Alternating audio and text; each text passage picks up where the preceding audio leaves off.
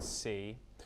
And the United States is handing over a Venezuela-linked oil tanker that it seized earlier this month, according to US officials. The vessel, identified as the Panama-flagged supertanker, the MT Sophia, was interdicted on January the 7th while carrying oil by the US Coast Guard and military forces.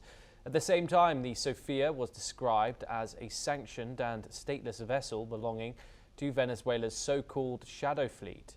US authorities have seized 7 tankers linked to Venezuelan oil exporters since late last year as part of a broader enforcement campaign.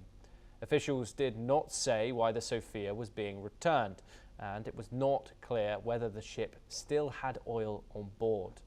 Professor Pasha joins us once again. What does the handover of this signal in terms of that relationship between the United States and Venezuela at the moment?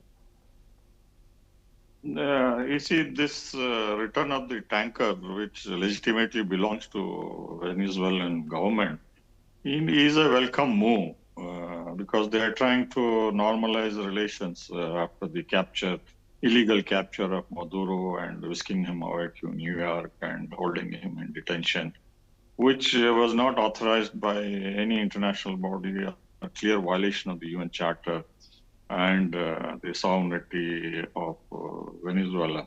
Likewise, these tankers were carrying Venezuela oil to international consumers, and America is behaving in a rather unusual manner, trying to be enforcer of the sanctions they have imposed. It has no legitimacy in the UN resolution or any other international body, multilateral body. So the abduction and now the release of the tanker shows that to some extent the new leaders in Venezuela are willing to cooperate, and America also wants to work with them and normalize relations because they need Venezuelan oil, because many of the refineries in the Gulf of Mexico, in Houston, in Corpus Christi and other areas, they rely on heavy crude from Venezuela.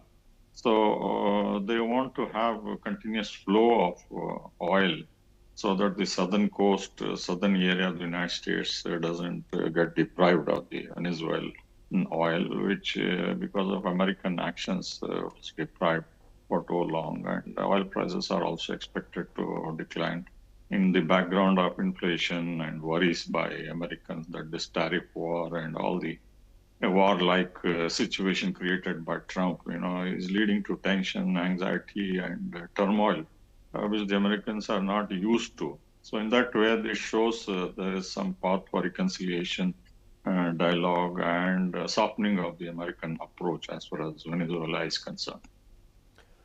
Professor Pasha, thank you very much for joining us here on the broadcast. It's a pleasure to get your insight on these issues.